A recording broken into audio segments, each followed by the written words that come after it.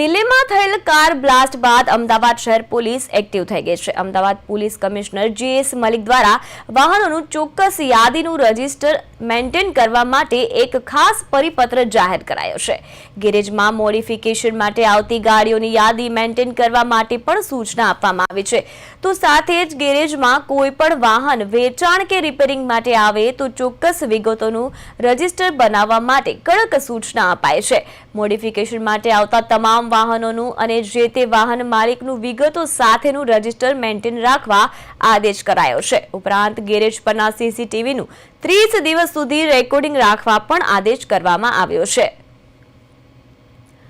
તો મહત્વના સમાચાર સામે આવ્યા છે। દિલ્હી કાર બ્લાસ્ટ બાદ અમદાવાદ પોલીસ છે તે એક્ટિવ થઈ ગઈ છે। તો આપણી સાથે ફોન લાઈન પર સંવાદદાતા હિમાંશુ પરમાર જોડાઈ ગયા છે। જે હિમાંશુ, દિલ્હી જે કાર બ્લાસ્ટ થયો છે તે બાદ અત્યારે જે અમદાવાદ પોલીસ છે તે એક્ટિવ થઈ ગઈ છે, ત્યારે શું છે વધુ વિગતો?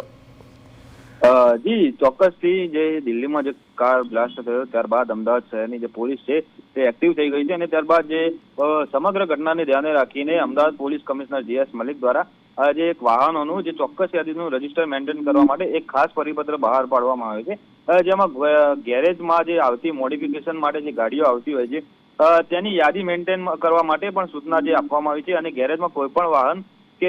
વેચાણ કે રિપેરિંગ માટે આવે તો તેની ચોક્કસપણે જે એક રજિસ્ટર છે એ રજિસ્ટર છે મેન્ટેન કરવા માટે જે કડક સૂચના આપવામાં દેવામાં આવી છે। અને સાથે સાથે જે ગેરેજ પરના જે CCTV કેમેરા છે તેમની અંદર જે છેલ્લા 30 દિવસનું છે તે રેકોર્ડિંગ પણ ચોક્કસપણે તે રાખવાની જે કડક રીતે આદેશ આપવામાં આવ્યો છે। અને સાથે સાથે જે અમદાવાદ પોલીસ કમિશનર જે GS મલિક છે તેમના દ્વારા જે ગેંગના સભ્યો, દાખલા તરીકે કોઈ ગુનામાં સંડોવાયેલા લોકો છે, જે ચોરીના સાધનો છે એ સાધનો લઈને પછી તેને મોડિફિકેશન કરાવતા હોય છે અને આ મોડિફિકેશન બાદ જે અન્ય જે ગુનાઓ છે તેને અંજામ આપતા હોવાને કારણે તેમજ પોલીસથી બચવા માટે જે ચોરી કરેલા વાહનો છે તેને મોડિફિકેશન કરવામાં આવતા હોય છે। પરંતુ આ મોડિફિકેશન થયા બાદ પણ જે ગુનાઓ કર્યા બાદ પણ કોઈ પણ પ્રકારના જે સાધનો છે તે પોલીસને સરળતાથી મળી શકતા નથી। તેને લઈને આ જે પરિપત્ર છે તે જાહેર કરવામાં આવે છે અને કોઈ મોટી ઘટના ના બને અને તેને લઈને જે અમદાવાદ પોલીસ દ્વારા જે સતર્કતાનું એક પગલું ભરવામાં આવ્યું છે અને જે આ જાહેરનામું છે તે બહાર પાડવામાં આવ્યું છે। જી હિમાંશુ, આ જે જાહેરનામું GS મલિક દ્વારા બહાર પાડવામાં આવ્યું છે તેનો અમલ માત્ર અમદાવાદ માટે જ છે કે પૂરા ગુજરાતને લાગુ થશે? જી, અત્યારે હાલમાં તો જો અમદાવાદ પોલીસ જે કમિશનર GS મલિક છે તેમના દ્વારા જાહેરનામું બહાર પાડવામાં આવ્યું છે અને જે હાલ પૂરતું તો આ જે જાહેરનામું છે અમદાવાદ પૂરતું જ જાહેરનામું જે બહાર પાડવામાં આવ્યું છે અને શહેરના તમામ જે ગેરેજ અને જે ગાડીઓની સર્વિસ સેન્ટર છે ત્યાં રિપેરિંગ કે જે વેચાણ કરતા જે કામગીરી કરતા લોકો માટે પણ એક સૂચના આપવામાં આવી છે કે હવેથી જેવું કોઈ મોડિફિકેશન માટે જે સાધનો આવતા છે તે સાધનોનું વાહનોનું જે રજિસ્ટ્રેશન છે એ વાહનોના જે માલિક છે માલિકોની જે વિગતો છે તેમના દ્વારા ચોક્કસ રજિસ્ટર અને મેન્ટેન જે રજિસ્ટર છે તે મેન્ટેન કરવા માટે જે સૂચના આપવામાં આવી છે, જેથી કરીને જે ચોરી કરાયેલા જે વાહનોનું મોડિફિકેશન કોઈ ગુનાહિત પ્રવૃત્તિ આચરવા માટે આવે તો પોલીસ દ્વારા જે રજિસ્ટરમાં જે યાદી છે યાદીના આધારે આરોપીને પકડવા માટે જે છે તેમને સરળતા રહે। તેમજ પોલીસ દ્વારા જે જ્યારે તપાસ માટે આવે ત્યારે જે મેન્ટેન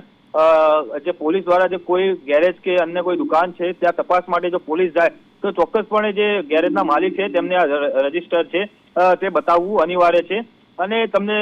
જણાવી દઉં કે આ રજિસ્ટર જે કરવા માટે જે રજિસ્ટરમાં જે મેન્ટેન કરવા માટે શું શું વિગતો જોઈએ તો જેમાં જે વાહનો છે એ વાહનોનો પ્રકાર અને જે વાહન જે કઈ કંપનીનું છે તે પણ લખવું પડશે અને જે વાહનનો જે રજિસ્ટ્રેશન નંબર સહિત જે ચેસિસ નંબર અને એન્જિન નંબર આ સહિતના જે અન્ય જે દાખલા તરીકે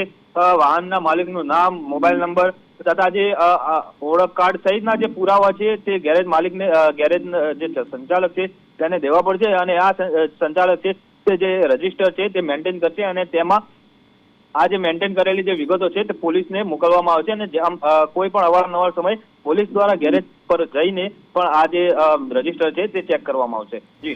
જી માનસુ, તો સમગ્ર માહિતી આપવા બદલ આપનો આભાર। તો દિલ્હી કાર બ્લાસ્ટ બાદ અમદાવાદ પોલીસ છે તે એક્ટિવ થઈ ગઈ છે। GS મલિક દ્વારા